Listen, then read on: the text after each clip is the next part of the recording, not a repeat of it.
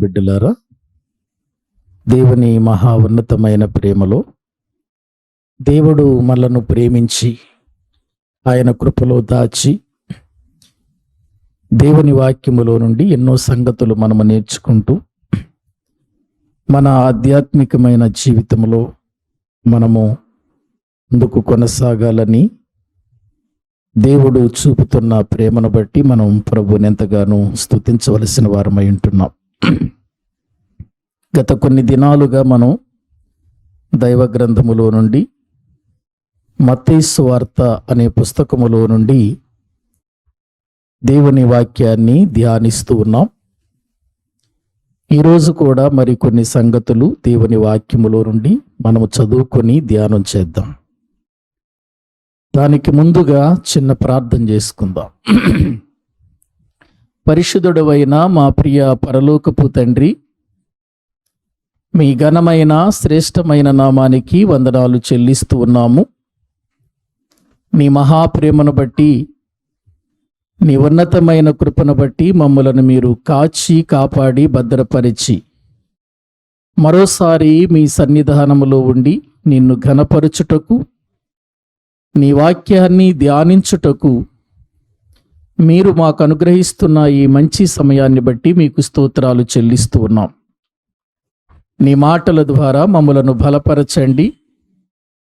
నీ వాక్యపు వెలుగులో మా జీవితాలను జాగ్రత్త పరుచుకొని నీ యందు విశ్వాసములో మేము బలహీనులము కాక విశ్వాసములో సడలిపోయినటువంటి జీవితముతో కాక ఒక బలమైన విశ్వాసముతో మీలో మేము కొనసాగునట్లు మీ వాక్యము ద్వారా మరొకసారి మమ్మలను బలపరచమని, నీ వాక్యములో ఉన్నటువంటి సంగతులను మేము ధ్యానిస్తూ ఉండగా బోధిస్తున్న నాకు సమయోచితమైన జ్ఞానమును, పరిశుద్ధాత్మ సహాయమును అనుగ్రహించి మా అందరి జీవితాలకు మేలు కలిగించి మాట్లాడమని ప్రార్థిస్తూ యేసు ప్రభు పేరట ప్రార్థించి స్తుతించి వేడుకుంటున్నాము తండ్రి, ఆమేన్. ప్రభునందు ప్రియులారా, ఈరోజు దైవ గ్రంథములో నుండి మత్తయి సువార్త 9వ అధ్యాయము, మత్తయి సువార్త 9వ అధ్యాయము 27వ వచనము నుండి 31వ వచనం వరకు దేవుని వాక్యములో నుండి మనము చదువుకుందాం. మత్తయి సువార్త 9వ అధ్యాయము 27 నుండి 31 వరకు ఉన్న వచనాలు వాక్యములో నుండి చదువుకుందాం. యేసు అక్కడ నుండి వెళ్ళుచుండగా ఇద్దరు గ్రుడ్డివారు ఆయన వెంట వచ్చి, దావీదు కుమారుడా, మమ్మును కరుణించుమని కేకలు వేసిరి. ఆయన ఇంట ప్రవేశించిన తరువాత ఆ గ్రుడ్డివారు ఆయన యొద్దకు వచ్చిరి. యేసు, నేను ఇది చేయగలనని మీరు నమ్ముచున్నారా అని వారిని అడుగగా, వారు నమ్ముచున్నాము ప్రభువా అని ఆయనతో చెప్పిరి. అప్పుడు ఆయన వారి కన్నులు ముట్టి, మీ నమ్మిక చొప్పున మీకు కలుగునుగాక అని చెప్పినంతలో వారి కన్నులు తెరవబడెను. అప్పుడు యేసు, ఇది ఎవరికిని తెలియకుండా చూచుకొనుడని వారికి ఖండితముగా ఆజ్ఞాపించెను. అయినను వారు వెళ్ళి ఆ దేశమంతటా ఆయన కీర్తి ప్రచురము చేసిరి. చాలండి. ప్రియులారా, గత వారంలో మనం దేవుని వాక్యములో నుండి ఈ మత్తయి సువార్తలో పై వచనాలలో నుండి యాయీరు కుమార్తెను ప్రభువు బ్రతికించటం, దానికి ముందుగా రక్తస్రావము కలిగినటువంటి స్త్రీని బాగు చేయటం అని 2 సందర్భాలను గురించి మనం ధ్యానం చేశాం. దేవుడు బాగుపరిచేవాడు అనేటువంటి విషయాన్ని యేసుక్రీస్తు యొక్క కార్యాలలో మనము చూడగలుగుతున్నాం. ఇక ప్రభువు యాయీరు ఇంటి నుండి బయలుదేరి వెళ్ళిపోతూ ఉన్నప్పుడు ఒక ఇద్దరు గ్రుడ్డివారు ఆయన వెంట వచ్చి వారు కేకలు వేస్తున్నారు. ఏమనంటే, దావీదు కుమారుడా, మమ్మును కనికరించుమని కేకలు వేశారు. ఇద్దరు గుడ్డివారు, కళ్ళు లేనివారు. గుడ్డివారు అనగానే వారికి చూపు లేకపోవటం, దానిని బట్టి వారు ఎటు వెళ్ళాలో ఏం చెయ్యాలో చూచేటువంటి విధానము లేదు గనుక వారి వేదన చాలా భయానకంగా ఉంటుంది. ఎవరు కనికరించేవారు లేనటువంటి పరిస్థితులు వారిని వెంటాడుతున్నాయి. వారు ప్రభు దగ్గరకు వచ్చి మొట్టమొదటిగా అడిగినటువంటి మాట ఏంటంటే, దావీదు కుమారుడా, మమ్మును కనికరించుము అని అన్నారు. మమ్మును కనికరించుము అని మాట్లాడుతున్నారు. అంటే వాళ్ళు ఎంత వేదనలో ఉన్నారో, ఎంత బాధలో ఉన్నారో, ఎంత కష్టంలో ఉన్నారో మనకు అర్థమవుతుంది. మమ్మను కనికరించమని వారు కోరుకుంటున్నారంటే వారి జీవితాలలో కనికరం అనేటువంటిది వాళ్ళకు దొరకటం లేదని మనకు అర్థమవుతుంది. ఒక వ్యక్తిని మరొక వ్యక్తి కనికరించినప్పుడు వారికుండే బాధ చాలా వేదనాకరంగా ఉంటుంది. ఒక భార్య ఒక భర్తను కనికరించినప్పుడు ఆ భర్త ఎంత బాధపడతాడో, ఎంత వేదన చెందుతాడో ప్రియులారా మనం చూస్తూనే ఉన్నాం. ఒక భర్త భార్య ఎడల కనికరము లేకుండా బ్రతుకుతున్నప్పుడు ఆ భార్య కనికిరాన్ని కోల్పోయినటువంటి పరిస్థితుల్లో ఎంతో వేదనకరమైనటువంటి స్థితిలో ఉంటుంది. అలాగే పిల్లలు కానివ్వండి, తల్లిదండ్రులు కానివ్వండి, ప్రియులారా సమాజములో ఎవరైనా కోరుకునేది కనికరం. కనికరము లేని చోట వేదన ఉంటుంది, కనికరము లేని చోట బాధ ఉంటుంది. ప్రియులారా, కనికరించేవారు లేనప్పుడు, కనికరం అనేది పొందనప్పుడు హృదయములో వేదన తప్ప ఇంకేముంటుంది చెప్పండి. ఈ గ్రుడ్డి వారి జీవితాన్ని మనము చూస్తే కన్నులు లేని వీరి బ్రతుకులో కనికరాన్ని కోల్పోయారు. అందుకే వారు ప్రభు దగ్గరకు వచ్చి, దావీదు కుమారుడా, మమ్మును కనికరించుము అని చెప్పి కేకలు వేస్తున్నట్లుగా దేవుని వాక్యములో మనము చూస్తున్నాం. కేకలు వేస్తూ ఆయన వెంట వెళుతున్నారు. ఆ గ్రుడ్డివారు ఆయన వెంట వెళుతున్నారు. ఎలా వెళుతున్నారో తెలియదు. ఆయన కాళ్ళు చప్పుడు విని వెళుతున్నారో, లేకపోతే వారు ప్రభువైనటువంటి యేసుక్రీస్తు వెనుక ఉండి ఆయన వెళ్ళేటువంటి విధానాన్ని ఆలోచనతో గుర్తిస్తూ వారు వెళుతున్నారో తెలియదు. కానీ యేసు ప్రభు ఆ ఇంటిలో, తన ఇంటిలో ప్రవేశించేంత వరకు ఆయన్ని వెంబడించినట్లుగా, వారు కనికరము చూపమని ప్రభువుని వేడుకున్నట్లుగా దేవుని వాక్యములో మనము చూస్తున్నాం. అప్పుడు యేసు ప్రభు వారు ఇంటిలో ప్రవేశించిన తర్వాత వారు ఆయన యొద్దకు వచ్చినట్లుగా అక్కడ లేఖనాల్లో మనము చూస్తున్నాం. అప్పుడు యేసుక్రీస్తు వారు వారి వేదన గుర్తించాడు. వారి యొక్క జీవితంలో పోయిన లేక లేనటువంటి కనికరాన్ని గుర్తించి ఆయన ఏం మాట్లాడుతున్నాడంటే, నేను ఇది చేయగలనని మీరు నమ్ముచున్నారా అని అడిగాడు.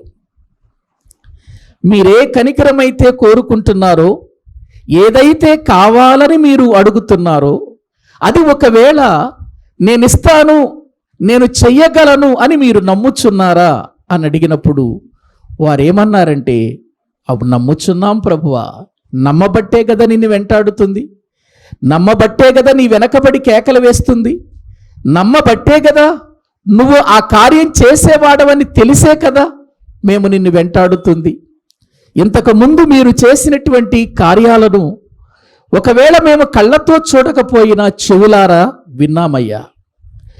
యాయీరు కుమార్తెను బాగు చేసినటువంటి విషయం కానివ్వండి, చనిపోయిన ఆమెను లేపిన విషయం కానివ్వండి, అంతకు ముందు జరిగినటువంటి రక్తస్రావము కలిగినటువంటి స్త్రీని 12 సంవత్సరాల నుండి ఆమె బాధ నుండి నివారించిన విషయాన్ని గురించి కానీ మాకు అర్థమైంది, మాకు వినబడింది. అటువంటి నీవు, చనిపోయిన వ్యక్తినే బాగు చేయగలిగినటువంటి నీవు, లేపినటువంటి నీవు, మా కన్నులు తెరవటం నీకంత పెద్ద పనేమీ కాదు కదా నాయన, మేము నమ్ముచున్నాము అని ప్రభువుతో చెప్పారు. అప్పుడు ప్రభువు ఏం చేశాడు? వారి కన్నులు ముట్టి, ప్రియులారా అక్కడ వాక్యములో మనము చూస్తున్నాం, ఒకసారి చదవండి 29వ వచనం. వారు నమ్ముచున్నాము ప్రభువా అని ఆయనతో చెప్పిరి. అప్పుడు ఆయన వారి కన్నులు ముట్టి, మీ నమ్మిక చొప్పున మీకు కలుగునుగాక అని చెప్పినంతలో చాలండి. ఇదిగో మీరు నా దగ్గరకు కనికరము కోసం వచ్చారు, మీ కన్నులు బాగు చేసుకోవాలని వచ్చారు, మీ నమ్మిక చొప్పున మాత్రమే ఇది కలుగుతుంది అని ప్రభు చెప్పినట్లుగా మనం చూస్తున్నాం. అంటే ఒక వ్యక్తి జీవితంలో దేవుని నుండి ఏదైనా సమాధానం పొందాలి అని అంటే, దేవుని యొద్ద నుండి ఏదైనా మనము మేలు పొందాలి అని అంటే, మనలో ముందు ఉండవలసింది నమ్మిక, నమ్మకం అనేది ఉండాలి. ఎందుకంటే మానవ జీవితములో దేవుడు ప్రతి వారి జీవితాన్ని ఒక అద్భుతమైనటువంటి విధానములో చూపించాలి అని అనుకున్నప్పుడు వారిలో దేవుడు చూచేది ఏంటంటే నమ్మిక లేక విశ్వాసాన్ని చూస్తాడు. ప్రియులారా, ఇప్పటి వరకు మనము చెప్పుకున్నటువంటి ప్రియులారా మరి సందర్భాలలో దేవుడు చేసినటువంటి ఆశ్చర్య కార్యాలన్నీ దేన్ని బట్టి జరిగాయి చెప్పండి? విశ్వాసాన్ని బట్టే జరిగాయి, నమ్మికను బట్టే జరిగాయి. అందుకే అంటాడు, నమ్ముట నీ వలనైతే నమ్మువానికి సమస్తము సాధ్యం అని అన్నాడు. అంటే నమ్మేవాడి సాధ్యం అనేటువంటిది తన జీవితంలో చూడాలంటే అతనిలో ఒక నమ్మకం కావాలి. నమ్మటం మన వల్ల అయితే నమ్మేటువంటి మనకు కార్యం చేయటానికి అది దేవునికి తేలికైపోతుంది, అది దేవునికి ఈజీ అయిపోతుంది. నమ్మిక లేకుండా, ఒక విశ్వాసం అనేటువంటిది మనలో లేకుండా ఏదో బాగుపడి వెళ్ళిపోదాములే, బాగు చేసిన తర్వాత మళ్ళీ మన దారి మనం చూసుకుందాములే అనుకుంటే దేవుడు ఎప్పుడు కూడా దాన్ని సహించడు. నమ్మిక అది ఆ కొద్దిసేపు ఉండటం కాదు. నమ్మిక అనేది కొద్దిసేపు ఉండి తర్వాత వెళ్ళిపోయేది కాదు. ఒక్కసారి నమ్మిన తర్వాత ఆ నమ్మిక ఎంతవరకు ఉండాలి చెప్పండి? మనము చచ్చేదాకా ఉండాలి ఆ నమ్మిక. కానీ ఈనాడు ఏం జరుగుతుంది సమాజంలో మనము చూస్తుంటే, దేవుడు ఏదైనా కార్యం చేస్తాడని నమ్మి వస్తున్నారు, కార్యం చేయగానే ఆ నమ్మకాన్ని ఏం చేసుకుంటున్నారు? పోగొట్టుకొని దేవునికి దూరం అయిపోతున్నారు. దేవుని ఉద్దేశం అది కాదు. ఒక్కసారి దేవుని నమ్మిన తర్వాత నమ్మిన ఆ వ్యక్తి ప్రభువుని వెంబడించాలి అనేటువంటిది దేవుని ఉద్దేశం. ఇక్కడ వాక్యములో మనము చూస్తే ప్రియులారా, ప్రభు వారిని ముట్టాడు, వారి నమ్మకం వలన వారికి కన్నులు తెరవబడ్డాయి. వారి కన్నులు తెరవబడిన తర్వాత ప్రభు ఒక మాట చెప్పాడు, ఇదిగో ఈ సంగతి ఎవరికి మీరు చెప్పవద్దు, ఎవరికి మీరు ప్రచారం చేయొద్దు అని ఖండితంగా చెప్పాడు. వాళ్ళకి ఖండితంగా చెప్పాడు. అయినప్పటికీ కూడా వారు వెళ్ళి ఏం చేశారని వాక్యం చెబుతుంది? ఆ దేశమంతటా ఆయన కీర్తిని ఏం చేశారండి? ప్రచురము చేశారు. అంటే ఇప్పుడు వాళ్ళు గ్రుడ్డి వాళ్ళు ఎక్కడో ఒక చోట కూర్చొని, ఏదో ఒక స్థలములో కూర్చొని జీవితాన్ని గడుపుతూ కనికరము లేకుండా జీవిస్తున్న వీళ్ళు ఎప్పుడైతే యేసు ప్రభు వారు కన్నులు తెరిచాడో, వారి కన్నులు బాగుపడ్డాయో, వాళ్ళు ఇప్పుడు ఎక్కడికి వెళ్ళారంటే ఇంటికి వెళ్ళలేదు, లేక స్నేహితుల దగ్గరకు వెళ్ళలేదు. ఎందుకంటే అక్కడ కనికరము పోగొట్టుకున్నారు వాళ్ళు. ఎక్కడికి వెళ్ళినా వారి జీవితాల్లో అవమానాలే కలిగాయి, కనికరం అనేది లేకుండా అయిపోయింది. ప్రభువైన యేసుక్రీస్తు ద్వారా వారు కనికరం పొందిన తర్వాత రక్షించబడిన తర్వాత, వాళ్ళ జీవితాలు దేవునికి అప్పగించబడిన తర్వాత వారు ఒకటే నిర్ణయించుకున్నారు: మన దేశానికి క్రీస్తు యొక్క కీర్తిని ప్రకటించాలి. దేశమంతా కీర్తిని ప్రకటించారంటే ఒక్క రోజులో అయ్యే పని అనుకున్నారు. అది ఏమండి, మనం అక్కడ రాయబడింది చక్కగా దేశమంతా వారు దేవుని కీర్తిని ప్రచురించారు అని అంటే, దేశమంతా ఒక్క రోజులో ప్రచురించబడుతుందా? ఒక్క రోజులో. ఒక దేశం తిరగాలంటే ఎన్ని సంవత్సరాలు పడుతుంది చెప్పండి? ప్రతి ఊరు తిరగాలంటే, ప్రతి పట్టణము తిరగాలి అనంటే, ప్రతి ప్రాంతం తిరగాలి అనంటే ఎన్ని సంవత్సరాలు పడుతుంది? దీన్ని బట్టి మనం తెలుసుకోవలసిన విషయం ఏంటంటే, వాళ్ళు బ్రతికినంత కాలము ఆయన కీర్తిని ఏం చేశారు చెప్పండి? ప్రచురించారు. ఎందుకంటే దేశమంతా ప్రచురించారు అని దేవుని వాక్యంలో చూస్తున్నాం. ఆయన కీర్తిని గురించి ప్రచురించారు అని అంటే అది వారి జీవితానికి సంబంధించిన విషయం. ప్రియులారా, ఒక్కసారి మీరు ఆలోచించండి. దేవుడు చేసినటువంటి ఆ కార్యాన్ని బట్టి దేవునికి ఉన్న ఆ కీర్తి ఎంత గొప్పదో, ప్రభువైన యేసుక్రీస్తు వారు చేసిన కార్యాలను బట్టి వాళ్ళు దేవుని కీర్తిని ఏమని ప్రకటించి ఉంటారు? మీరు ఒక్కసారి ఆలోచించండి. అక్కడ వాక్యములో మనము చూస్తే ఆ దేశమంతటా ఆయన కీర్తి ప్రచురము చేశారు. ఆయనకు ఎటువంటి కీర్తి ఉందో, ఆయన ఎటువంటి వాడో, ఆయన వచ్చిన విషయాలేంటో ముందు నేర్చుకుని వారు ప్రకటించారు. లేకపోతే ఆయన కీర్తిని ఏం ప్రకటించుంటారు వాళ్ళు? ఆయన కీర్తిని ప్రచురించారు అని అంటే ఇక వెళ్ళిన చోటల్లా ఇదిగో మా కళ్ళు ఆయన తెరిచాడు అనే ప్రచురించారా? అది ప్రచురిస్తే ఆయన కీర్తి అర్థమైపోతుందా? కాదండి. ఆయన కీర్తి యొక్క ఉద్దేశం, ఆయన కీర్తి యొక్క ప్రియులార విషయాలేంటో వారు తెలుసుకున్నారు. ఆయనకున్న కీర్తి ఏంటో, తండ్రి అయిన దేవుని దగ్గర ఆయన ఉన్నటువంటి విధానం ఏంటో, అక్కడ ఉన్నటువంటి ఆయన భూమి మీదకి వచ్చిన విధానం ఏంటో, వచ్చిన ఆయన భూమి మీద చేసిన అద్భుతాలు ఏంటో వారు ప్రియులారా తెలుసుకొని ఆయన దేశమంతట కూడా ఆయనను కీర్తి ప్రచురము చేసినట్లుగా లేఖనాలలో మనము చూస్తున్నాం. ఇక్కడ మనం నేర్చుకోవలసిన విషయం ఏంటంటే, రక్షించబడిన మనం, మారు మనసు పొందిన మనం, దేవుని నమ్మినటువంటి మనం ఆయన కీర్తిని గూర్చి ప్రచురించగలుగుతున్నామా? దేశాలకేమీ వెళ్ళవసరం లేదు. కనీసం నీ ఇంటి వాళ్ళకైనా ప్రచురిస్తున్నావా ఆయన కీర్తి? నీ ప్రక్కింటి వాళ్ళకైనా ప్రచురిస్తున్నావా? నీ ప్రాంతంలోనైనా నువ్వు ప్రచురిస్తున్నావా? ప్రియులారా, ఒక్కసారి ఆలోచించండి. ఒకవేళ రక్షించబడిన వాళ్ళంతా, మారుమనసు పొందిన వాళ్ళంతా ఆయన ఇచ్చిన రక్షణను గూర్చి ఆయన కీర్తిని గనక చెప్పగలిగితే ఎంతోమంది ప్రభువుని నమ్ముకోగలుగుతారు. మన పనేంటి? దేవుని మందిరానికి రావటం, 4 మాటలు వినటం, వెళ్ళిపోయి మరలా ఇంటిలో కూర్చోవటం, మళ్ళీ తర్వాత రావటమే తప్ప ఆయన కీర్తి ఎలా ప్రచురించబడుతుంది? లేదు కదా. ఆలోచించండి. కాబట్టి ఇప్పుడు నేనేం చెబుతున్నాను అనంటే ప్రియులారా, ఇప్పుడు వీళ్ళు శారీరకమైనటువంటి గుడ్డి వాళ్ళుగా బ్రతుకుతున్నారు, బాగుంది. ఇప్పుడు నేను దేవుని వాక్యములో నుండి రక్షించబడిన మన జీవితములో ప్రియులారా గుడ్డితనము లేదని మీరు అనుకుంటున్నారా? ఉందండి. వీళ్ళేమో చూస్తున్న గుడ్డి వాళ్ళు, ప్రియులారా చూడని గుడ్డి వాళ్ళు, కళ్ళు లేని గుడ్డి వాళ్ళు. మనమేమో కళ్ళుండి కూడా గుడ్డి వాళ్ళం. ఆలోచించండి ప్రియులారా, ఎలా గుడ్డివారు అయిపోయాం మనం? ఏ రీతిగా అయిపోయాం మనం గుడ్డి వాళ్ళం? ఆధ్యాత్మికమైన జీవితంలో ఒక గుడ్డితనం ఎలా కలిగింది అని మనము ఆలోచన చేస్తే వాక్యములో ప్రియులారా ఒక్కసారి మనము చూద్దాము రండి. యోహాను గారు రాసిన మొదటి పత్రిక, యోహాను గారు రాసిన మొదటి పత్రిక 2వ అధ్యాయము 11వ వచనం చదవండి. యోహాను గారు రాసిన మొదటి పత్రిక 2వ అధ్యాయము 11వ వచనాన్ని మనము చదువుకుందాం. తన సహోదరుని ద్వేషించువాడు చీకటిలో ఉండి చీకటిలో నడుచుచున్నాడు, చీకటి అతని కన్నులకు ఏం కలిగించిందండి? గుడ్డితనము కలిగించింది కనుక తాను ఎక్కడికి పోవచ్చున్నాడో అతనికి తెలియదు. చాలండి. ఇక్కడ యోహాను గారు రాసినటువంటి పత్రిక దేవుని నమ్మిన పిల్లలకు రాసిన పత్రిక, దేవుని నమ్మని వారికి రాసిన పత్రిక? నమ్మిన వారికి రాసిన పత్రిక.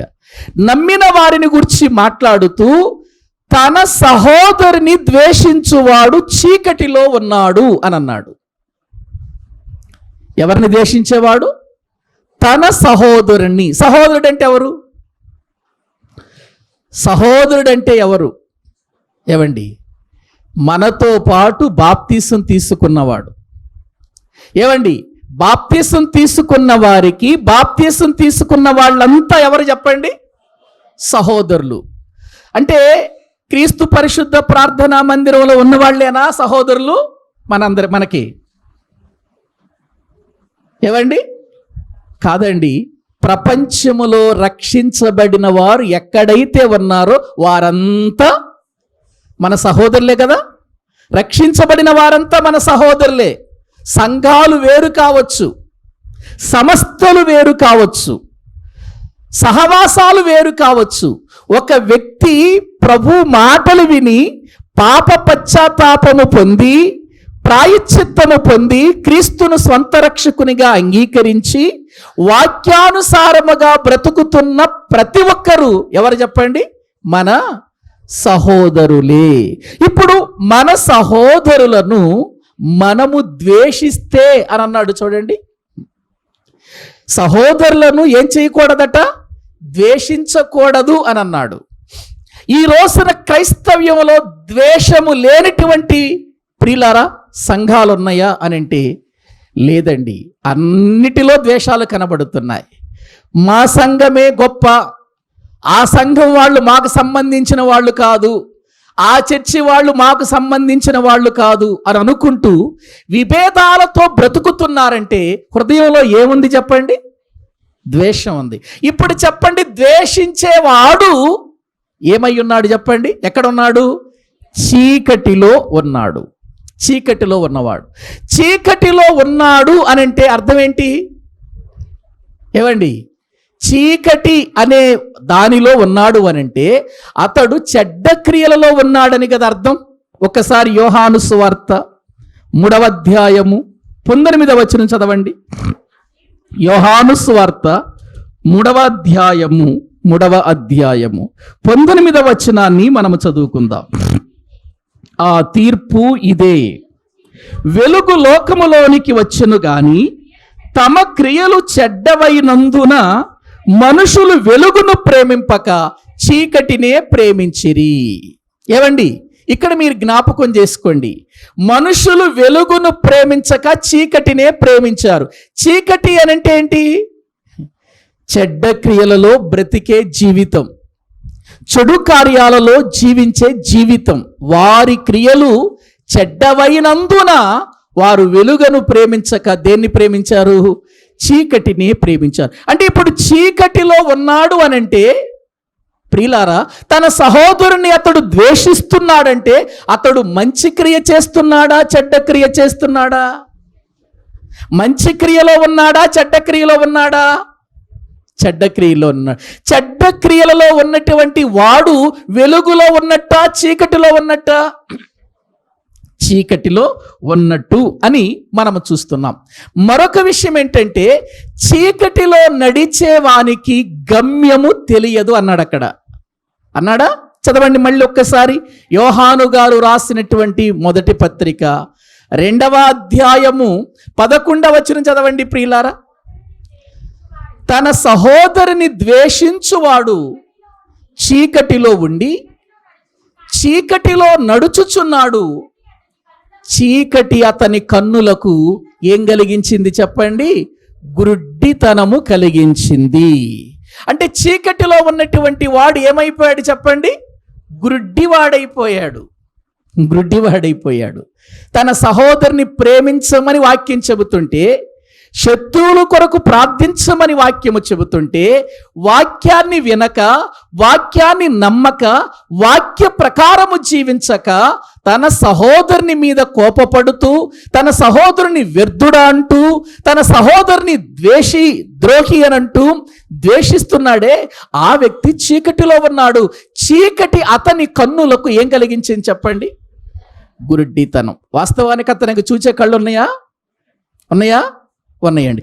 చూచే కళ్ళున్నవాడు గుడ్డివాడు ఎలా అయ్యాడు అని అంటే చీకటిలో ఉన్నాడు గనుక.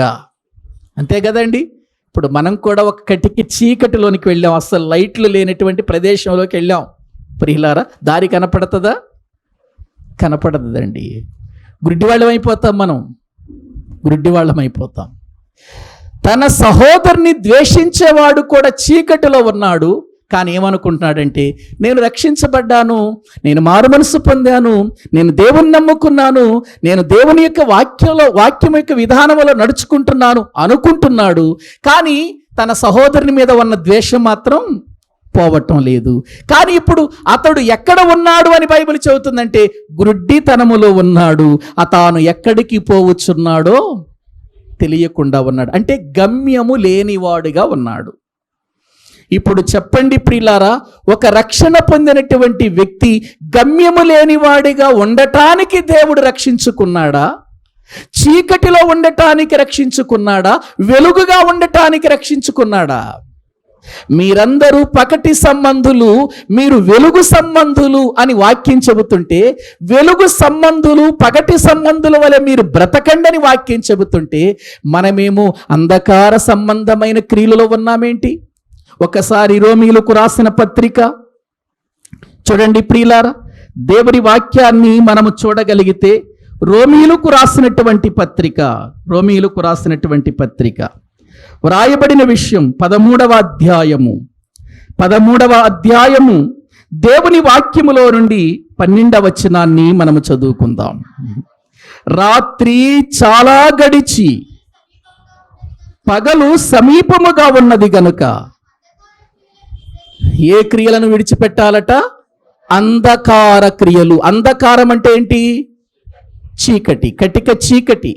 అంధకార క్రియలు అని అంటే చీకటి క్రియలు. చీకటి క్రియలు అంటే ఎందాక చెప్పుకున్నాగా మనం, చెడ్డ క్రియలని. ఇప్పుడు సహోదరుని ద్వేషించేటువంటి అటువంటి కార్యాలు ఏమైనా ఉంటే ఆ చెడ్డ క్రియలను విడిచిపెట్టి చదవండి, తేజస్ సంబంధమైన అంటే వెలుగు సంబంధమైన యుద్ధోపకరణములను ధరించుకొందము అని అన్నాడు. చూడండి ప్రియులారా, ఇప్పుడు దేవుని నమ్మిన వారు, దేవుని ఎరిగిన వారు ఏమి విడిచిపెట్టాలట? అంధకార క్రియలు. అంధకారములో నుంచి నువ్వు మళ్ళీ తేజస్సులోనికి రావాలి, అంటే వెలుగులోనికి రావాలి. తేజస్ సంబంధమైనటువంటి జీవితాన్ని మళ్ళీ నువ్వు అనుభవించాలి, అందులోనికి రావాలి. అప్పుడు నీకు గమ్యం తెలుస్తుంది. చీకటిలో ఉన్నంత వరకు నీ గమ్యం ఏంటో నీకు తెలియదు. మనకు గమ్యం తెలియాలి అని అంటే చీకటిలో నుండి ఎక్కడికి వచ్చేయాలి మనం? అయ్యో అనవసరంగా నేను ఇలా అనుకున్నాని, అనవసరంగా నా హృదయంలో నేను నా సహోదరుని ద్వేషించాని, లేక నా సహోదరిని ద్వేషించాని, నేను అంధకారంలోనికి వెళ్ళిపోయాను కదా, ఇప్పుడు గమ్యము లేని వ్యక్తిగా మారిపోయాను కదా, ఇప్పుడు నేను గమ్యములోనికి రావాలి అని అంటే ఇప్పుడు మళ్ళీ ఆ వ్యక్తి వెలుగులోనికి రావాలి. ప్రియులారా, అలా రాకపోతే, అలా జీవించకపోతే, అలా తన బ్రతుకును మార్చుకోకపోతే ఇక బ్రతికినంత కాలము అతడు గ్రుడ్డివానిగానే మిగిలిపోతాడు.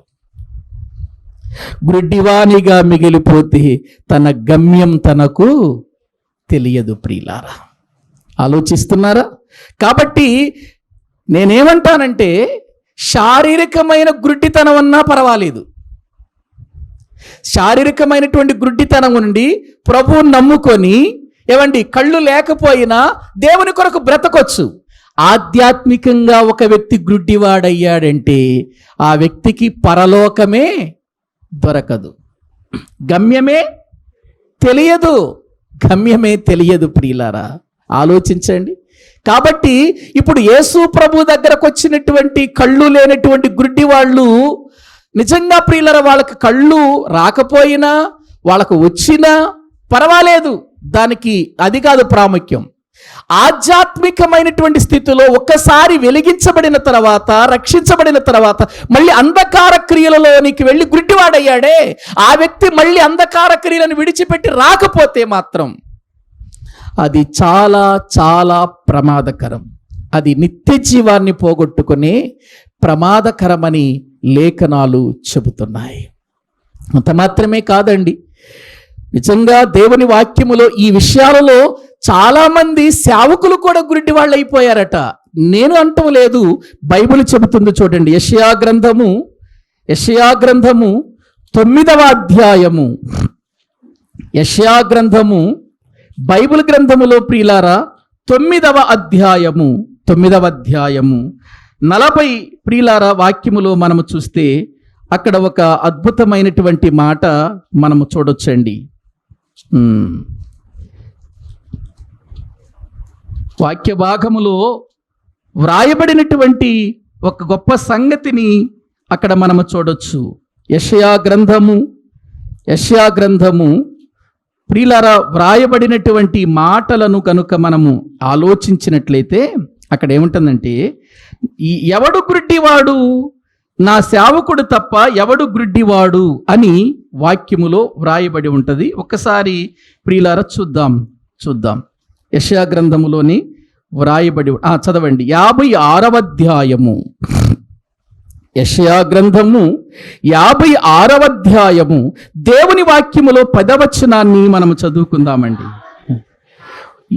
వారి కాపరులు గుడ్డివారు, వారందరూ ఎటువంటి వారట? తెలివి లేనివారు. వారి కాపరులు ఏమైపోయారట? గుడ్డివాళ్ళు అయిపోయారట. వాళ్ళ కాపరులు గుడ్డివాళ్ళు అయిపోయారు. కాపరులు గుడ్డివాళ్ళు అయిపోతే ఇంకా ప్రజలను మంచి త్రోవలో నడిపిస్తారా? గుడ్డివాడు గుడ్డివానికి త్రోవ చూపగలడా అండి? చూపలేడు కదా. ఒకవేళ చూపిస్తాను రమ్మని తీసుకెళితే ఇద్దరు కలిసి ఎక్కడ పడతారన్నది బైబిల్లో? గోతిలో పడతారని ఉంది. గుడ్డివాడుకి మరొక గుడ్డివాడు నేను నీకు త్రోవ చూపిస్తానని వెళితే త్రోవలో ప్రియులారా వాళ్ళు గోతిలో పడిపోతారు. ఈ ఆధ్యాత్మికమైన గుడ్డితనం విషయమై కేకలు వేయాలండి మనం. దావీదు కుమారుడా నన్ను కనికరించు. ఆధ్యాత్మికమైన విషయాల్లో ఇంకా మనము చూస్తే ప్రియులారా నిర్గమాకాండములో ఎవరు గుడ్డివాడో చెబుతున్నాడు ఒక్కసారి చూడండి. 23వ అధ్యాయము 8వ వచనమండి. 23వ అధ్యాయము 8వ వచనాన్ని మనము చదువుకుందాం. లంచము తీసుకొనకూడదు, లంచము దృష్టి గలవానికి గుడ్డితనము కలుగచేసి నీతిమంతుల మాటలకు అపార్థము చేయించును. ఏం తీసుకోకూడదట? లంచం. రేపు ఎలక్షన్లు వస్తున్నాయి. ఓటుకి నోటు లేకపోతే వేస్తారా మీరు? ఏమండి? తీసుకోవద్దు. నేను చెబుతున్నాను, గట్టిగా చెబుతున్నానండి. వద్దండి. మనకు అది చాలా ప్రమాదకరమైనదండి. అది మనం చెయ్యకూడదండి. ప్రియులారా, లంచము తీసుకోవటము మనిషి యొక్క కన్నులకు ఏం కలిగిస్తుంది చెప్పండి? మనిషిని గుడ్డివాణ్ణిగా చేసింది. 10,000 ఇచ్చిన ఓటుకు వద్దండి. నేను ప్రభువుని నమ్ముకున్నానండి, నేను ప్రభువుని ఎరిగిన వ్యక్తినండి, నేను ఓటు వేస్తాను కానీ ఎవరో ఇచ్చినటువంటి డబ్బును ఆశించి దానిని తీసుకొని నేను ఓటు వెయ్యనండి. ఓటు వెయ్యటం అనేది నా హక్కు. ఓటు వెయ్యటం అనేటువంటిది ఇదిగో నాకు నా దేశం ఇచ్చినటువంటి పౌరసత్వపు హక్కు అది. కాబట్టి నేను దాన్ని లంచం తీసుకొని వెయ్యనండి అని చెప్పాలి. మనం చెప్పాలి. అలా చెప్పకుండా వచ్చేస్తున్నాయి. మనిషికి 5,000 ఇస్తున్నారంటే మా ఇంట్లో 4 ఓట్లు ఉన్నాయి. 4 ఓట్లు అంటే నాకు, మా ఆవిడికి, మా పిల్లలకు ఇద్దరికి ఎంత వస్తున్నాయి? 20,000 అంటే దేనికో దానికో వస్తాయి కదా. ఫ్రిడ్జ్ కొనుక్కోవచ్చు, లేకపోతే ఏసీ పెట్టుకోవచ్చు ఇంట్లో. అనుకున్నావంటే నువ్వు గుడ్డివాడివైపోతున్నావు, గుడ్డిదానివైపోతున్నావు. లంచము తీసుకోవద్దు ప్రియులారా. అది చాలా ప్రమాదకరమైనది. అది మన ఆధ్యాత్మికమైన జీవితాలకు గుడ్డితనము కలిగిస్తుంది అని వాక్యంలో మనము చూస్తున్నాం. అది అన్యాయంగా మనం తీసుకొని ప్రియులారా చేసిందే కదండి. బైబిల్ ఏం చెబుతుందండి? ఒక్కసారి చూస్తారా? ఇర్మియా గ్రంథము 17వ అధ్యాయము 11వ వచనం చదవండి. ఇర్మియా గ్రంథము 17వ అధ్యాయము 11వ వచనం. న్యాయ విరోధముగా ఆస్తిని సంపాదించుకొనివాడు తాను పెట్టని గుడ్లను పొదుగు కౌసు పిట్టవలే ఉన్నాడు. సగము ప్రాయములో వాడు దానిని విడువవలసి వచ్చును. చాలండి. ఏముందండి అక్కడ? న్యాయ విరోధముగా ఆస్తిని సంపాదించేవాడు తాను పెట్టని గుడ్లను పొదుగు కౌసు పిట్టవలే ఉండును. కౌసు పిట్ట వేరే గుడ్ల మీదను పొదిగి పిల్లలను చేసి ఇవి నా పిల్లలు అనుకుంటుందట. కౌసు పిట్టండి.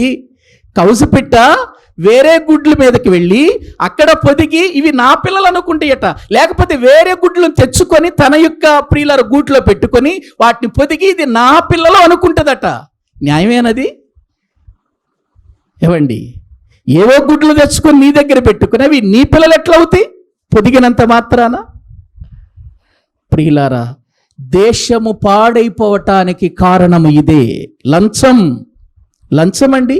చూడండి, సామెతల గ్రంథం 29వ అధ్యాయం 4వ వచనం చదవండి. సామెతల గ్రంథము 29వ అధ్యాయము 4వ వచనం. న్యాయము జరిగించుట వలన రాజు దేశమునకు క్షేమము కలుగు చేయును, లంచమును పుచ్చుకొనువాడు దేశమును. ఇప్పుడు ప్రారంభం దేశాన్ని పాడు చేయటం అనేది ఎక్కడి నుంచి ప్రారంభమవుతుంది? ఏమండి? మన దగ్గర నుంచే. అసలు మనము ఆ లంచం తీసుకోకుండా ఉంటే, లంచం అనే పరిస్థితే లేకుండా ఉంటే ప్రియులారా దేశానికి క్షేమం జరుగుతుందన్నాడు. న్యాయము జరిగించేవాడు దేశానికి ఏం కలిగిస్తాడు? క్షేమము కలిగిస్తాడు. లంచము తీసుకొనుట వలన దేశం ఏమైపోతుంది చెప్పండి? పాడైపోతుంది. ఈ రోజున ప్రియులారా ఏదిచ్చినా, ఎంత సొమ్ము నీకు ఇచ్చినా అదంతా ఎవరి సొమ్ము?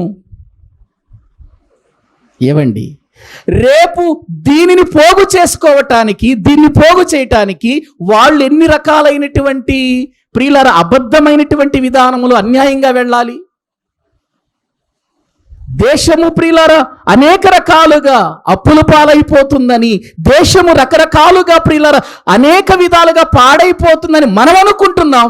కానీ ప్రజలే తప్పు చేస్తున్నారు, మనమే చేస్తున్నామన్న సంగతి మనకు అర్థం కావటం లేదు. దేశము బాగుపడాలి, దేశము క్షేమముగా ఉండాలి అని అంటే లంచము పుచ్చుకొనకూడదు. లంచము పుచ్చుకొనువానికి ప్రియులారా ఏం కలిగించబడుతుంది? గుడ్డితనము. దృష్టించేటువంటి వానికి గుడ్డితనము కలిగించబడుతుంది అని దేవుని వాక్యములో మనము చూస్తున్నాం.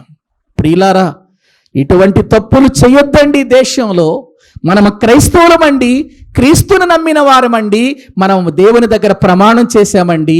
ప్రియులారా, ప్రమాణం చేసినటువంటి మనము ఆఖరి వరకు కూడా ఆ ప్రమాణానికే కట్టుబడి ఉండాలండి.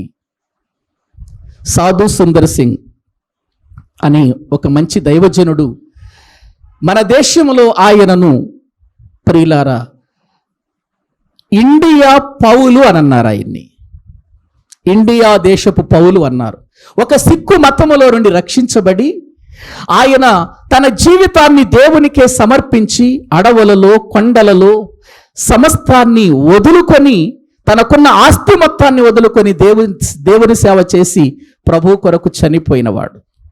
ఆయన రక్షించబడిన తరువాత వారి ఇంటిలో ఉన్న వాళ్ళందరూ కూడా ప్రియులర, వారి తండ్రి గారు, వారి అక్క, వాళ్ళ బంధువులందరూ కూడా, నువ్వేంట్రా ఇదిగో ఆ యొక్క అన్యదేశపు మతపు యొక్క దేవుని నమ్ముకున్నావు, వద్దు, అది మనకు అవమానము కలిగిస్తుంది, మనము ఆ విధంగా ఉండటం మంచిది కాదు. ఒకవేళ నమ్మితే నీ మనసులో నమ్ముకొని ఇంట్లో ఉండి నీ పని నువ్వు చేసుకుంటూ నీ జీవితాన్ని గడుపు కానీ బయటికి వెళ్ళి ప్రచారం చేయొద్దురా అని అన్నారు. ప్రియులారా, ఆయన అన్నాడు, నేను ప్రభువును తెలుసుకున్న తర్వాత ప్రభువును గురించి ప్రచారం చేయకుండా ఉండలేను అని అన్నప్పుడు, వీడిని ఎలాగైనా మార్చాలి, వీడిని ఏ విధము చేతనైనా మార్చాలి అని అనుకొని ఒక పెట్టి నిండా బంగారం, ఒక అందమైనటువంటి కన్యకను, తన ఆస్తి పత్రాలన్నీ తీసుకొచ్చి సాధు సుందర్ సింగ్ గారికి ఇచ్చన్నారట. అరే, ఈ యొక్క అందమైనటువంటి కన్యక, నువ్వు పెళ్లి చేసుకో. ఇదిగో యేసు ప్రభుని గురించి నువ్వు ప్రచారం చేయొద్దు. నీకు ఇదిగో ఆస్తి, ఈ పెట్టె నిండా బంగారం ఉంది, ఇదిగో ఈ పెట్టె నిండా ఆస్తి ఉంది, ఇదిగో నాకున్న ఆస్తి మొత్తం కూడా నీకే ఇచ్చేస్తున్నాను అని ఆ సిక్కు మతస్థులైనటువంటి సాధు సుందర్ సింగ్ గారి యొక్క తండ్రి గారు ప్రియులారా ఆయన ముందు పెట్టాడట. ఏది కావాలో, కోట్ల రూపాయల ఆస్తి. అది అప్పుడే కోట్ల రూపాయల ఆస్తి. అప్పుడు సాధు సుందర్ సింగ్ గారు వాళ్ళ తండ్రితో ఒక మాట అన్నాడట, నాన్న, ప్రభువైన యేసు క్రీస్తుతో నా పెళ్లి ఎప్పుడో జరిగిపోయింది. నాకు వివాహము కాదు, నాకు డబ్బు కాదు, నాకు ఆస్తి కాదు, నా యజమానుడైన వానికి లోబడి బ్రతకటం నా జీవితానికి ఉన్నటువంటి రూల్. అది మీ ఆస్తి వద్దు, మీ బంగారం వద్దు, ఈ పరిస్థితులు వద్దు అని అన్నప్పుడు ప్రియులారా, నిజంగా వాళ్ళ తల్లిదండ్రులు, వారి తండ్రి, వారి అక్క, వీళ్ళంతా కూడా ఆశ్చర్యపోయి ఒకానొక సందర్భంలో సాధు సుందర్ సింగ్ గారిని చంపటానికి వాళ్ళక్కే అన్నంలో విషం కలిపి పెట్టిన దేవుడు అతన్ని కాపాడి మన భారతదేశంలో అద్భుతమైన సువార్త చేసేవాడిగా చేశారండి ప్రియులారా. అయినా ఈ రోజున సాధు సుందర్ సింగ్ గారి గురించి మనం మాట్లాడుకుంటున్నాం, ఆయన గురించి ఒక మంచి భక్తుడు అని చెప్పుకుంటున్నామంటే సమస్తాన్ని ఏం చేశాడు చెప్పండి? విడిచిపెట్టేశాడు. నాకొద్దు, ప్రభువు కోసం నేను లంచం తీసుకొని ప్రభువుని విడిచిపెట్టేంత దుర్మార్గుణ్ణి కాదు. ప్రియులారా, ఒక్కసారి ఆలోచించండి. ఇటువంటి భక్తుల జీవితాలను గనుక మనము చదువుతూ ఉంటే, ఆలోచన చేస్తూ ఉంటే ప్రియులారా, నిజంగా ఆనాటి ఆ భక్తుల యొక్క విశ్వాస జీవితం ఈరోజు మనకు సవాలుకరం కావాలి. ఒకసారి ఇట్లాగే ప్రియులారా, నా ఎదురుగానే ఒక విశ్వాసి ఇట్లా అమౌంట్ తీసుకుంటుంటే నేను అడిగాను, అమ్మా ఏం డబ్బులు అని. ఓటికిస్తున్నారు అయ్య గారు అని అందే. చెప్పక నాకే చెప్పింది. తీసుకోవచ్చా అని అన్నాను. నేను అడగలేదు అయ్య గారు, వాళ్ళే తీసుకొచ్చి ఇచ్చారు కాబట్టి తీసుకున్నానంటారు. ఏమండి అడుగుతాం మనం? ఎవరిని అడుగుతాం చెప్పండి? తీసుకునే వాళ్ళంతా ఎవరినైనా అడుగుతారా? వాళ్ళే ఇస్తారా? అవును కదా? అప్పుడు ఏమనాలి నువ్వు? నేను యేసు ప్రభువుని నమ్ముకున్నాను, నేను న్యాయంగా ఓటేయాలి, దేశానికి క్షేమాన్ని కలిగించాలి, నేను దేశాన్ని పాడు చేసే వ్యక్తిని కాదు, నేను ఓటు వేస్తా కానీ డబ్బు తీసుకుని ఓటేయనని చెప్పాలి నువ్వు. అది న్యాయం.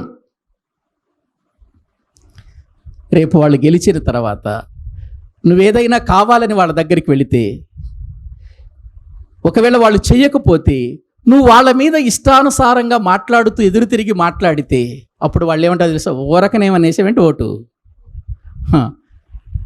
డబ్బులు తీసుకుని ఓటేసావు, ఊరకనేసావా ఏంటి అని ఆ రోజు అంటే ముఖం ఎక్కడ పెట్టుకుంటా? న్యాయముగా ఓటి, న్యాయంగా నీ హక్కు కోసం పోరాడు ప్రియమైన దేవుని బిడ్డల. అది దేశానికి క్షేమం. లంచము పుచ్చుకొనుట గుడ్డివాడు అని వాక్యంలో మనం చూస్తున్నాం. ఆ దృష్టి గలవాడే గుడ్డివాడు అని లేఖనాలు చూస్తున్నాం. అది శాపాన్ని కలిగిస్తుందండి, అది నష్టాన్ని కలిగిస్తుందండి. ద్వితీయోపదేశ కాండము 27వ అధ్యాయము 25వ వచనం చూడండి. ప్రాణహాని చేయుటకు లంచము పుచ్చుకొనువాడు శాపగ్రస్తుడు అని చెప్పగా ప్రజలందరూ ఆమేన్ అనాలి. ఇశ్రాయేలులను గురించి మాట్లాడుతూ, ఇశ్రాయేలీలారా, ఒక నిర్దోషికి మీరు లంచము పుచ్చుకుంటే అప్పుడు మీరేమైపోతారు? శాపగ్రస్తులు అయిపోతారు. శాపగ్రస్తులు అయిపోయినప్పుడు మిగిలిన ప్రజలందరూ కూడా ఏమనాలి? ఆమేన్ అంటే అలాగే జరగాలి అని అనాలి. మరి ఈ రోజున మన పరిస్థితులు ఎలా ఉన్నాయి ఆలోచించండి. మనం ఏ రీతిలో ఉన్నాం? అవకాశం వచ్చినప్పుడు ప్రియులారా, మన బ్రతుకులు చాలా జాగ్రత్తగా ఉండకపోతే మాత్రం దేవుడు మనకు మేలు చేయటానికి ఏమాత్రము కూడా ప్రియులారా, ఆయన ఇష్టపడడు. ఆయనకి ఇష్టమైన వారిగా బ్రతికితే మేలు చేయటానికి ఆయన ఇష్టపడతాడు. ఆయనకి ఇష్టము కార్యాలు చేస్తే ఆయన ఎందుకు ఒప్పుకుంటాడు చెప్పండి?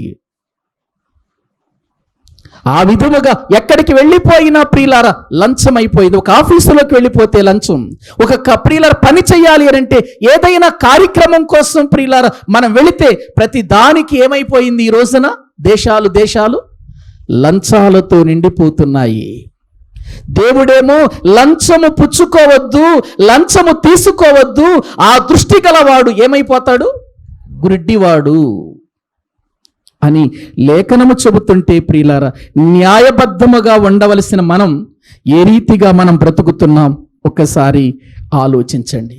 ఇంకా లోకస్తులకి మనకు తేడా ఏముంది చెప్పండి? ఇంకా దేవుని బిడ్డలకు మనము అదే పని చేస్తున్నాం, దేవుని నమ్మని వారు అదే పని చేస్తున్నారు. వాళ్ళకి మనకి తేడా ఏమైనా ఉందా? వాళ్ళకంటే ఈ యుగ సంబంధమైన దేవత క్రీస్తు యొక్క సువార్త ప్రకాశమాన వినబడకుండానట్లు వారి కన్నులకు ఏం కలిగించాడు?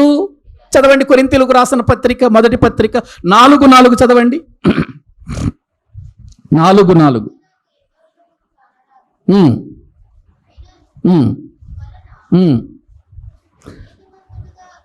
కొరింథీయులకు రాసిన 2వ పత్రిక, క్షమించండి, 2వ పత్రిక 4వ అధ్యాయం 4వ వచనం.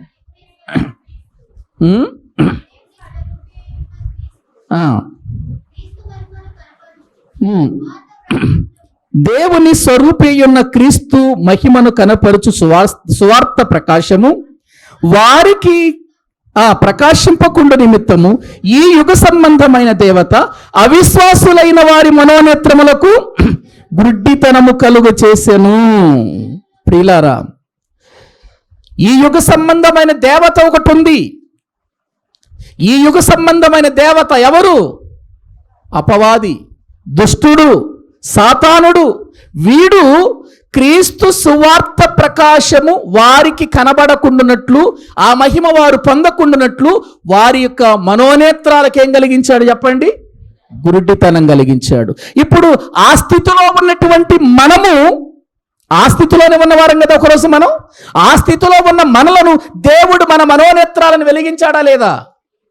వెలిగించాడా? వెలిగించాడు. వెలిగించిన తర్వాత కూడా మనం గుడ్డివాడు చేసినట్టుగా ఉంటే ఎట్లా ఉంటుంది? ఏమండి, విచిత్రంగా ఉండదు? అందుకే యేసుక్రీస్తు ప్రభువారు ప్రియులారా, ఆయన ఒక మాట చెప్పాడండి. ఆయన ఏంటో తెలుసా? ఒకసారి మీరు దేవుని వాక్య భాగములో ప్రియులారా, మత్తయి సువార్త 23వ అధ్యాయము 26వ వచనం చూడండి.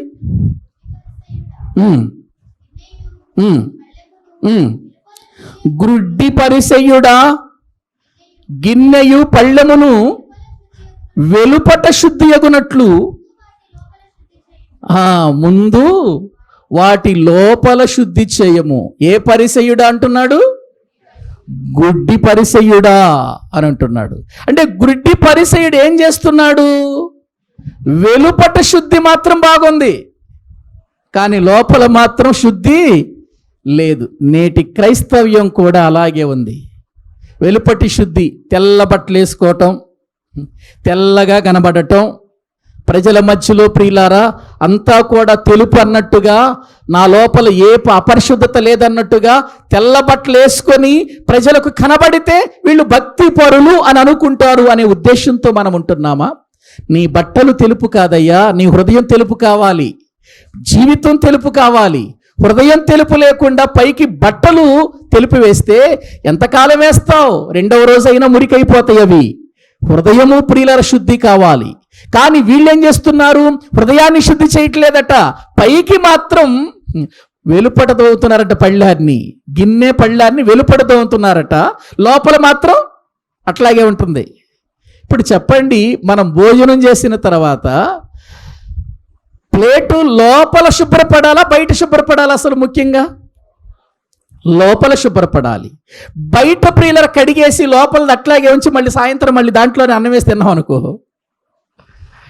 ఏమంటది అది? ఇంకా ఇంకా ఇంకా ఇంకా ప్రియులరా, అది అజితేంద్రియత్వంగా మారిపోతుంది తప్ప, మలినంగా మారిపోతుంది తప్ప, దాని వలన ఎటువంటి ప్రయోజనం ఉండదు. అందుకే ఇక్కడ అంటున్నాడు, ఓరి గుడ్డి పరిసయ్యుడా, వాక్యం తెలుసు అంటావు, ధర్మశాస్త్రం తెలుసు అంటావు, ఇదిగో మేము దేవుని యొక్క సన్నిధానములో మేమే అగ్రపీఠాల మీద కూర్చునే వాళ్ళం అంటావు, సంత వీధులలోనేమో వందనాలు కోరుకుంటావు, అంతా బాగుంది, కానీ హృదయ శుద్ధి ఏది? కాబట్టి పైన కాదయ్య తోమలసింది, లోపల శుద్ధి అయి అని అంటున్నాడు ప్రభు. ప్రియ దేవుని పిల్లలారా, ఆలోచించండి, మనం ఏ రీతిగా ఉన్నాం? లోపల శుద్ధి అయినటువంటి వాడు అన్యాయం చేస్తాడా? లోపల శుద్ధి అయిన వాడు లంచం పుచ్చుకుంటాడా? లోపల శుద్ధి అయినటువంటి వాడు ప్రియులారా చీకటి కార్యాలు చేస్తాడా?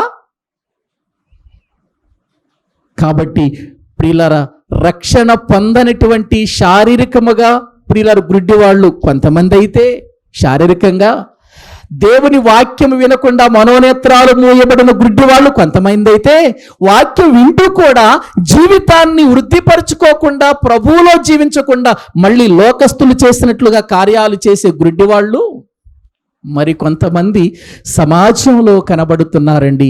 దీన్ని బట్టి దేవుని వేదన ఎంత భయంకరంగా ఉంటుందో ఆలోచించండి. ఈ రోజున మానవుని జీవితంలో ఆధ్యాత్మికమైన గుడ్డితనాన్ని బట్టి కనికరాన్ని పోగొట్టుకుంటున్నాడు. దేవుని కనికరం మన మీద నుంచి ఏమైపోతుంది? తొలగిపోతుందండి. ఆలోచిస్తున్నారా?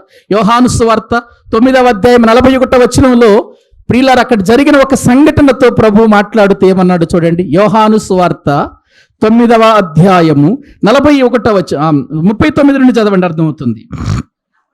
అప్పుడు యేసు, చూడని వారు చూడవలను, చూచువారు గుడ్డివారు కావలను అను తీర్పు నిమిత్తము నేను ఈ లోకమునకు వచ్చి తినని చెప్పాను.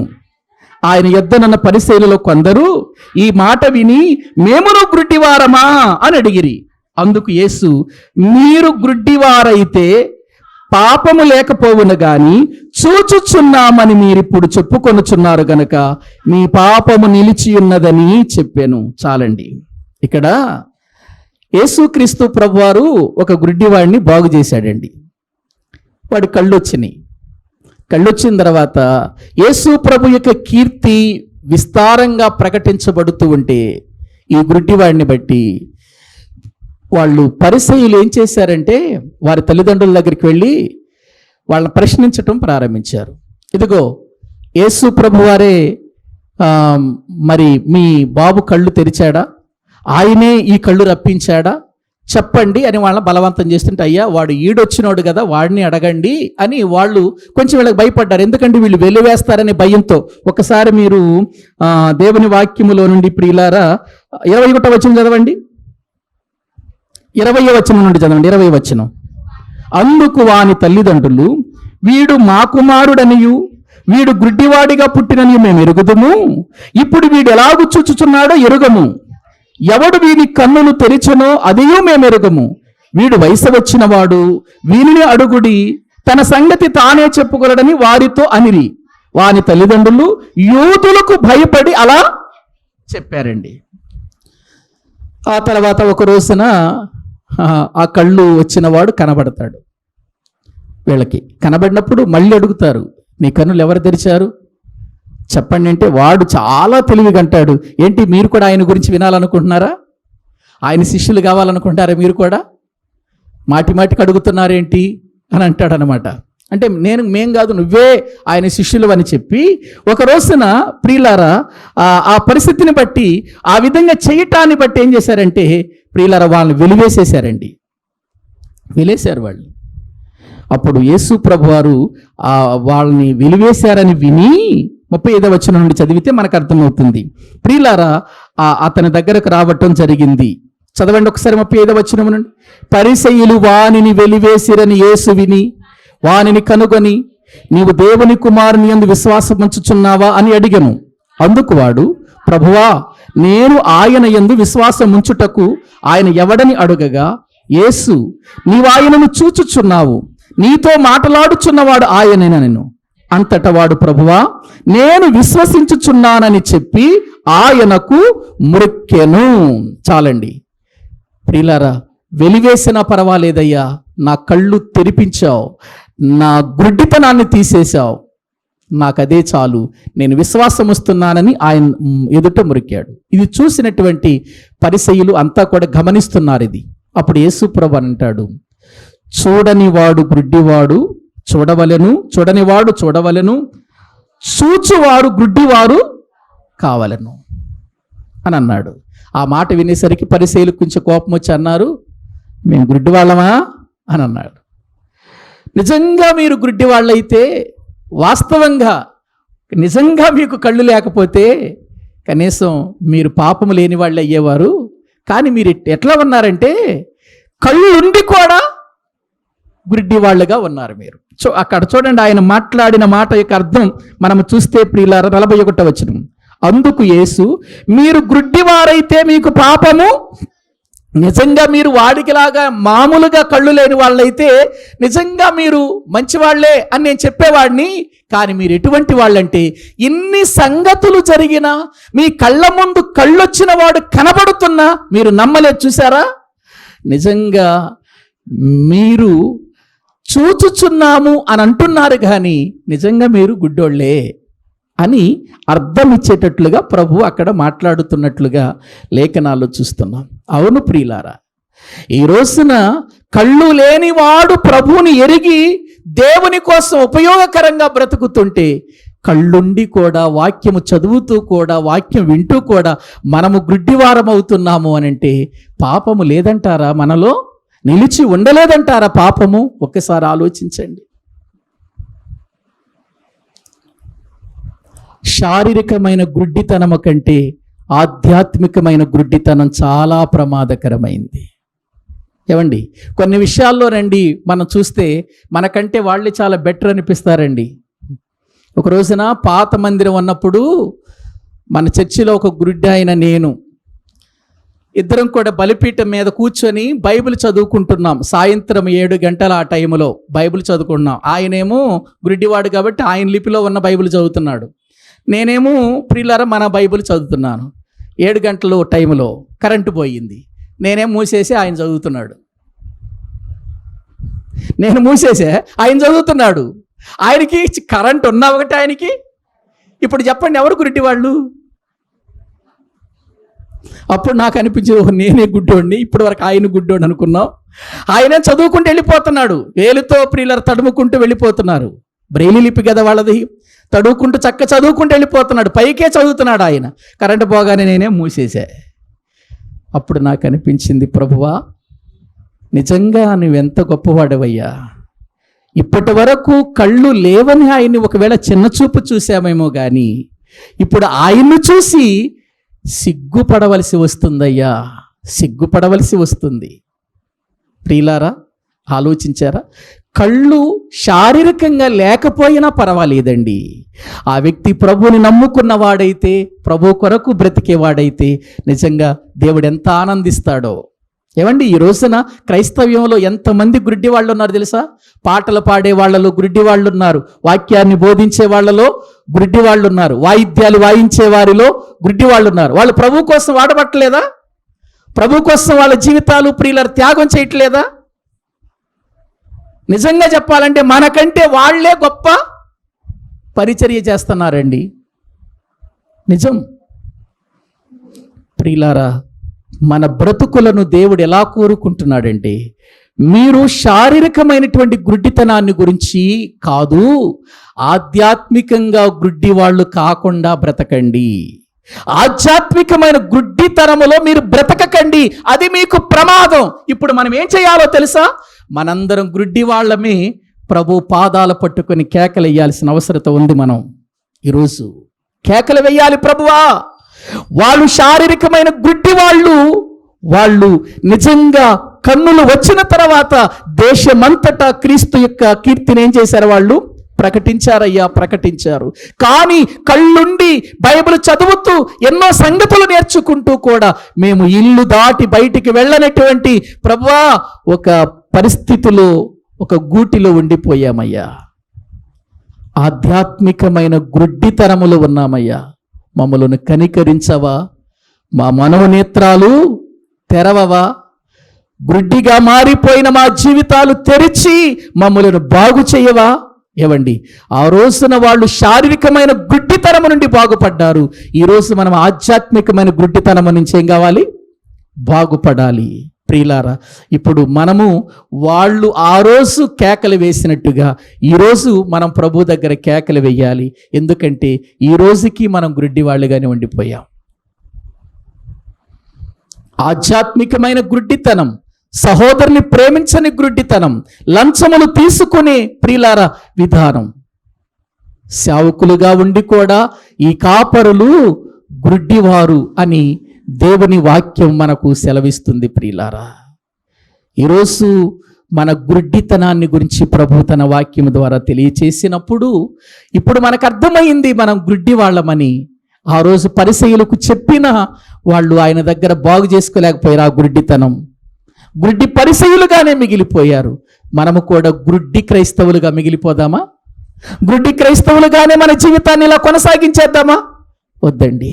ప్రభువా, నాలో ఉన్న ఆధ్యాత్మికమైన గుడ్డితనం తీసివేసి నన్ను తండ్రి నిన్ను గూర్చి ప్రకటించే, ప్రచురించే, నీ పని చేసే జీవితం కలిగిన వ్యక్తిగా నా మనోనేత్రాలు తెరవవా? నా మనోనేత్రాలు తెరిచి నన్ను బాగు చేసి నీ కీర్తిని ప్రచురించే వ్యక్తిగా నన్ను చేయవని మనము దేవునికి అప్పగించుకుందాం. తలల వంచండి, ప్రభు సన్నిధిలో ప్రార్థన చేసుకుందాం. తలల వంచండి, ప్రార్థన చేసుకుందాం. ప్రభు అయిన యేసుక్రీస్తు వారు ఆనాడు ప్రియులారా శరీరధారిగా ఉన్నప్పుడు ఇద్దరు గుడ్డివారు ఆయన దగ్గరకు వచ్చి కేకలు వేశారు, అయ్యా మమ్మలను కనికరించుము, దావీదు కుమారుడా మమ్మను కనికరించుము. కనికరము లేని స్థితిలో ఉన్నామయ్యా. కనికరిస్తే నీ కొరకు బ్రతుకుతామయ్యా. నీ ఎడల మాకు నమ్మకం ఉందయ్యా, మాకు విశ్వాసం ఉంది నాయన. మా కన్నులు తెరవవా, మా కన్నులు తెరవవా అన్నప్పుడు ప్రభు వారి కన్నులు ముట్టాడు. ఈరోజు మన కన్నులు కూడా ముట్టమని మనం అడగాలి. అయ్యా నా కన్నులు ముట్టయ్యా, నా మనోనేత్రాలు ముట్టు నాయన, నా మనోనేత్రాలు తెరువు నాయన.